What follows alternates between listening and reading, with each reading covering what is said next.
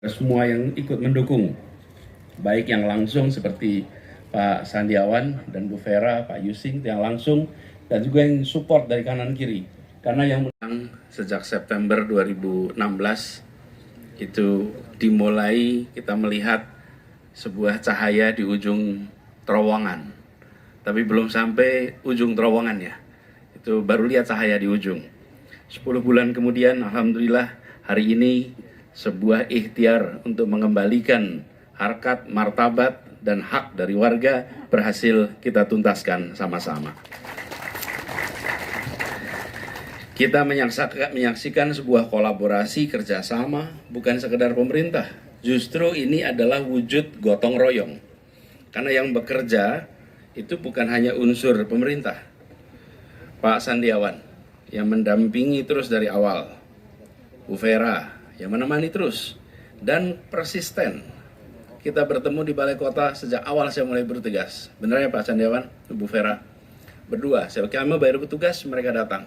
Dan berdatang dengan semua dokumen, datang dengan semua permasalahan yang menunjukkan ada langkah solusi yang bisa diambil untuk temporer maupun panjang. Dan kemudian kita gotong royong, karena memang prinsipnya tidak mungkin ini kita kerjakan sendirian. Ada unsur warga, ada unsur pegiat masyarakat, ada unsur pemerintah, ada unsur pakar, lalu bekerja bersama mewujudkan sebuah kampung susun produktif. Lalu didampingi seorang arsitek yang memiliki pandangan tentang bagaimana membangun sebuah bangunan yang di satu sisi dia merawat dan menjaga ikatan sosial khas Indonesia, di sisi lain membangun sebuah bangunan yang memiliki standar modern. Keduanya digabungkan menjadi sebuah kampung susun produktif tumbuh cakung. Karena itu saya ingin sampaikan secara khusus terima kasih, apresiasi Pak Sandiawan, Bu Vera, Pak Yusing. Boleh tepuk tangan untuk mereka semua. Dan ini juga dijalankan sama-sama dengan jajaran Dinas Perumahan. Ini prosesnya itu panjang. Tadi disampaikan sampai groundbreaking itu bulan Oktober tahun lalu, Bang Rizal. Artinya dari mulai kita menjalani rancangan, keputusan, mencari dana, alokasi anggaran, semuanya berjalan panjang. Ini bukan lambat, ini pelan. Artinya apa? Seluruh prosedur diikuti dengan benar supaya tidak ada ruang di kemudian hari yang mungkin menjadi masalah. Dan yang kemudian muncul hari ini adalah kerja keras yang berwujud pada sebuah rumah bersama. Inilah gotong royong dan hidup bersama. Dan alhamdulillah hari ini kalau kita lihat 25 Agustus per hampir 6 tahun persis. Jadi bila di bulan September air mata itu mengalir karena rumahnya dibongkar, maka Agustus 2022 air mata boleh menetes, tapi karena terharu punya rumah yang baru di tempat ini. Kita bersyukur dan kita harus berjanji, negara harus berjanji tidak mengulangi peristiwa yang terjadi di Bukit Duri. Ini harus menjadi komitmen kita. Pemprov DKI juga begitu. Tidak bisa lagi kita melakukan tindakan seperti yang kita saksikan di tempat itu.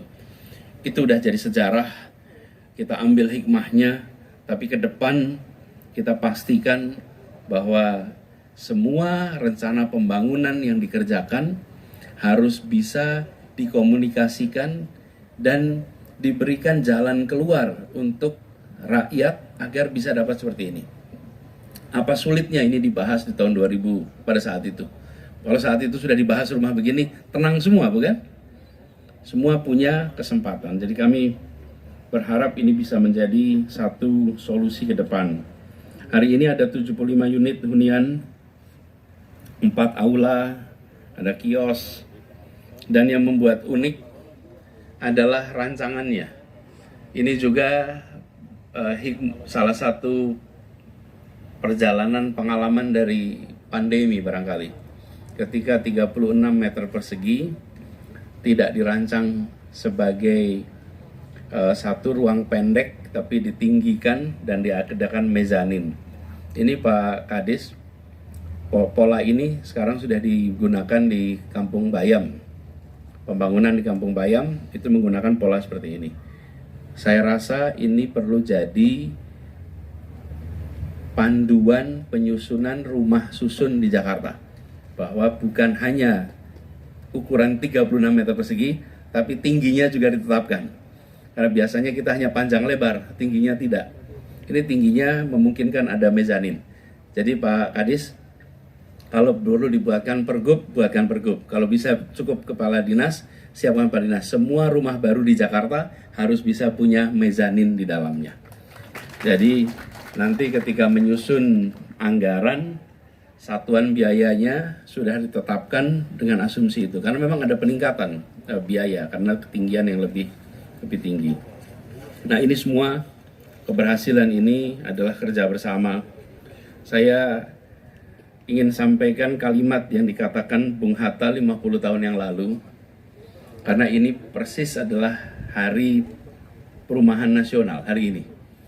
Dan tahun lalu 17 Agustus kita rayakan dengan peresmian Kampung Akuarium. Ini beberapa warga Kampung Akuarium ada di sini nih. Oh, banyak warga Kampung Akuarium. Pak Ketua RT ini ada depan nih. Nah, teman-teman semua, Kampung Akuarium tanggal 17 Agustus, Bukit Duri 25 Agustus karena ini Hari Perumahan Rakyat. Dan izinkan saya baca apa yang dikatakan oleh Bung Hatta. Bung Hatta mengatakan begini dalam Kongres Perumahan Nasional. Negara di bawah pimpinan pemerintah membangun perumahan nasional sampai tercapai keadilan dan kemakmuran. Ini kata beliau. Rumah didorong oleh semangat autoaktivitas dan gotong royong sedapat-dapatnya membuat rumah sendiri yang memberikan kesenangan hidup padanya. Ada kata-kata kunci di sini. 1, keadilan, 2, kemakmuran, 3, self-activated, dan gotong royong. Rasanya kalau lihat apa yang dikerjakan di tempat ini, 4 pesan dari Bung Hatta ini kita laksanakan di tempat ini.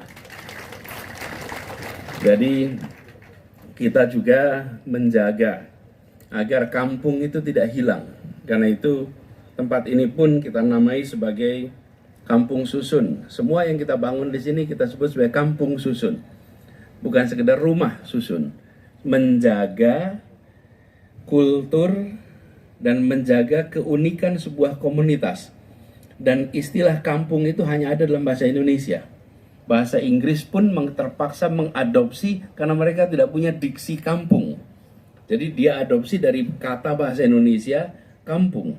Kampung ini juga kalau kita ingat salah satu tokoh paling penting di dalam perjalanan menuju kemerdekaan dari Jakarta adalah Husni Tamrin.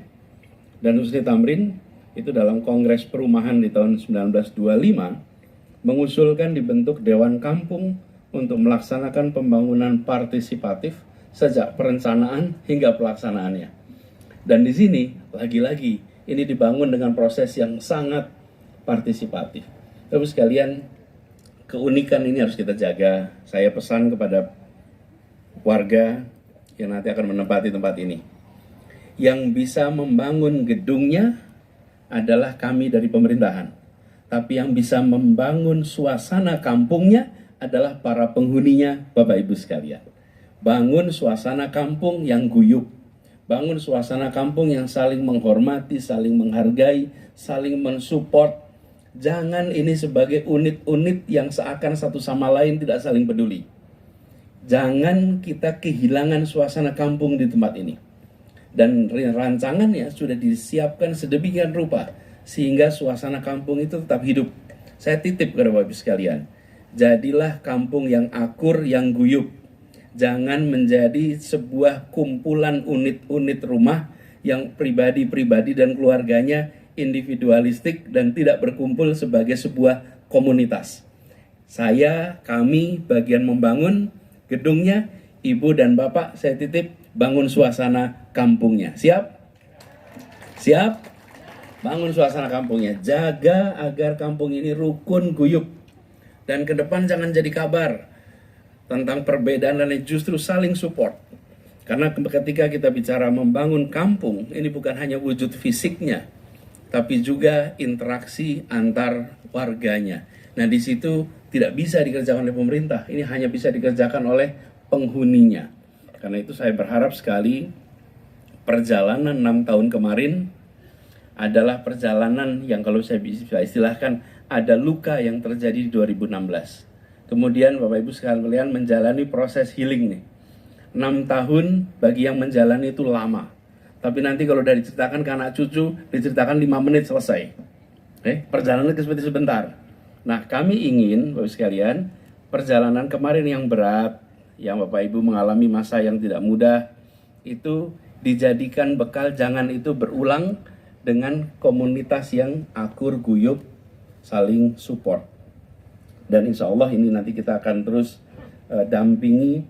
Saya minta kepada semua jajaran ini didampingi Pak, sampai betul-betul seluruh fasilitas berfungsi baik, seluruh kegiatan bisa berjalan dengan baik, kita dampingi sampai benar-benar bisa take off. Dan kami berharap Pak Yusing dan teman-teman dari studio Akanoma bantu pantau seperti apa hasilnya. Merancang sebelum ditempati itu berbeda dengan memantau ketika ini sudah ditempati.